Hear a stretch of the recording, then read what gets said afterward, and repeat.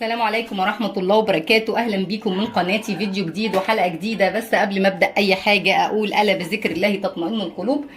سبحان الله والحمد لله ولا إله إلا الله والله أكبر ولا حول ولا قوة إلا بالله العلي العظيم.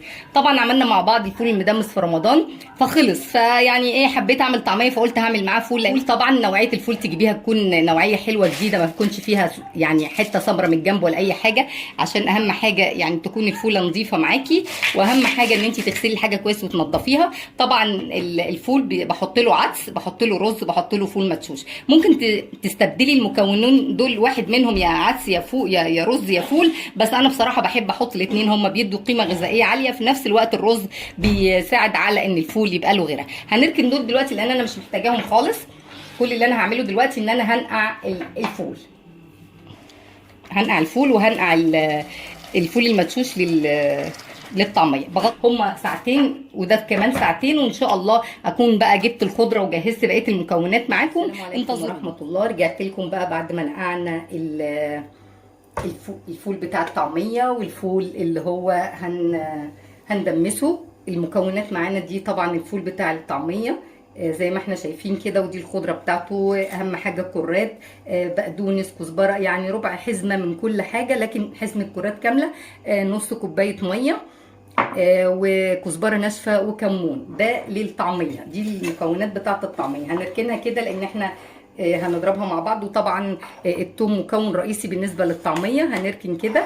هنجيب بقى الفول والبصل والفلفل السبايسي، دي حسب الرغبه، ده اختياري، يعني احنا بحب الحاجه حاره شويه فده اختياري. هنركن حاجه الطعميه على جنب، ونجيب بقى هنا حاجه الفول مع بعض. زي ما احنا شفنا في بدايه الفيديو ان احنا نقعنا الفول ساعتين، انا دلوقتي بعد الساعتين. وهنا معايا معلقه كركم، معلقه بابريكا، هنزل بيهم على الفول. وطبعا المكون اللي كله سحر، يعني النقل بلح، ده بيساعد على تسويه اللحوم، بيساعد على تسويه اي حاجه. فانا هحط على السنه 7 نوايات، وطبعا هيطلع اثناء التسويه. وطبعا كنا مجهزين مع بعض رز وعدس وفول مدشوش، وغسلتهم وسبتهم يتصفوا. هنزل بيه ساعه الا ربع وهيكون الفول ده مستوي. هنروح مع بعض البوتاجاز عشان نشوف هنعمل ايه ونرجع نكمل مع بعض. انا حطيت على الفول ميه سخنه، وطبعا شايفين اللون الفول من الكركم والكاري. مش عايزه اقول لكم يعني النتيجه بتطلع هايله، والفول بيبقى معانا زي الزبده. لازم تحطي ميه كويسه جدا تغطي بيها الفول بتاعك، عشان احنا مش هنفتح عليه خالص الا لما هيغلي. مجرد ما هيغلي هغطي عليه واسيبه على نار هاديه جدا، شمع كاني بسوي لحم. احنا مع بعض دلوقتي هنعمل بقى بقيه خطوات الطعميه. زي ما احنا شايفين كل اللي انا هعمله، هنحط الثوم. طبعا دي تعتبر راس ثوم مفرومه، بس انا ما عنديش فصوص، لو انت عندك فصوص يبقى هي راس ثوم. الفلفل ده اختياري زي ما انا قلت لكم، مش محتاج. وطبعا بنغسله وننضفه ونطلع البذر كده منه. على كل نص كيلو فول، ده نص كيلو فول، هتحطي عليه بصلايه واحده مش كبيره، هي بصلايه. تمام.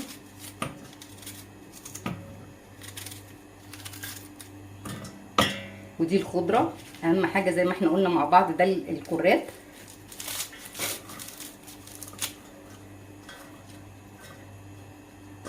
تمام.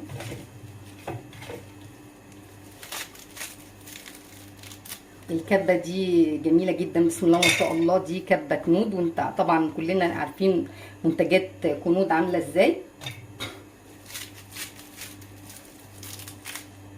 تمام. وهنزل عليهم هنا بالكمون والكزبره.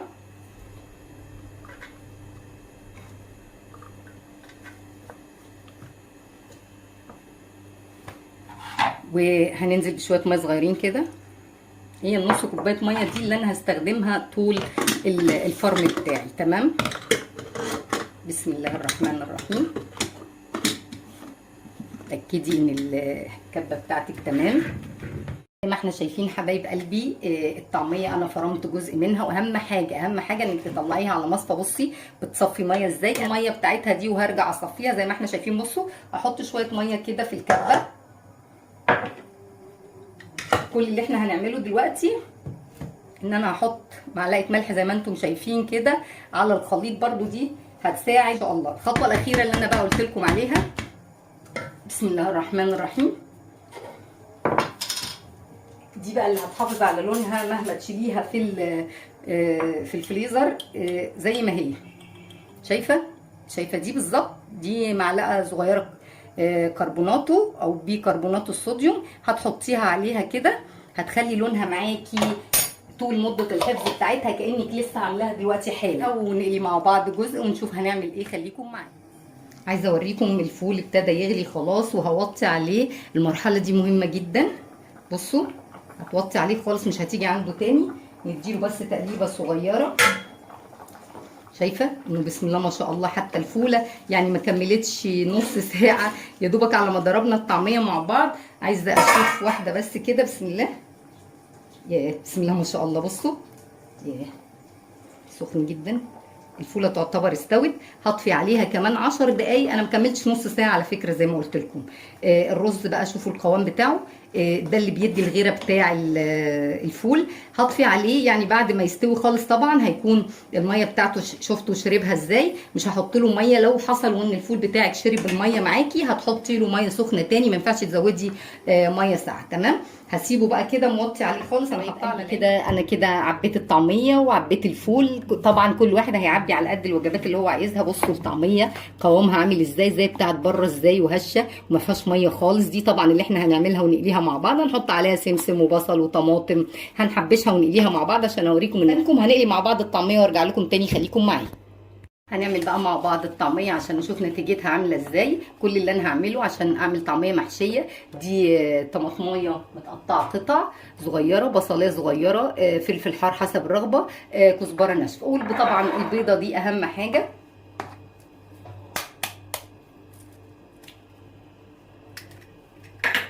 هنمسك ده كده نربه كده كويس مع بعض. طبعا هي عليها الملح. عايزه تزودي ملح سيكه مفيش مشكله خالص. يعني حسب الملح ده حسب الرغبه بتاعتك. كيش الخضره كل ما الطعميه معاكي بقت جميله جدا. انا بصراحه حسيت ان البيض قليل فقررت احط كمان بيضه علشان انا بحب البيض بتاعها يعني زياده. بقى هي تعملي بمعلقه يا تاخدي بايدك اللي يعجبك. فانا بصراحه هاخد بمعلقه علشان احس يعني ايه ان الطعميه كلها مقاس واحد يعني. تمام. لو عندك سمسم بقى يا سلام، بس انا للاسف ما عنديش سمسم.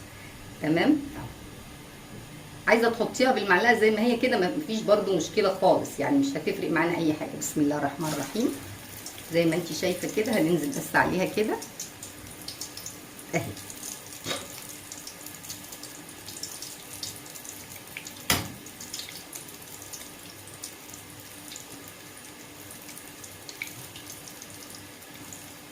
كده حاولي تدخلي الحشو بتاع الطعميه كله جوه كده شويه علشان يبقى الحشو متداري يعني.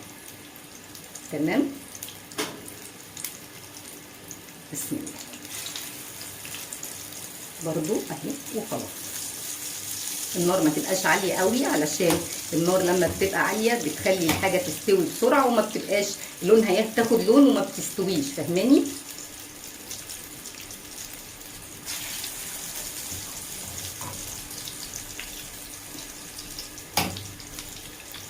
طبعا الحشو اللي جوه ده حسب رغبتك انت. ممكن برضو تقطعي خضره بس انا شايفه ان هي خضرتها حلوه قوي كده.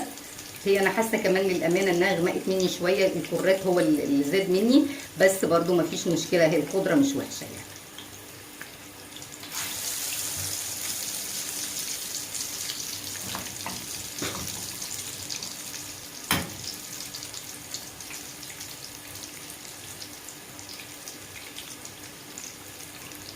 كانت والدتي زمان بتعملها كفته يعني شبه صوابع الكفته بالظبط كده. كان بيبقى بقى في يوم مخصص للمقليات. بصراحه الايام دي جميله جدا يعني.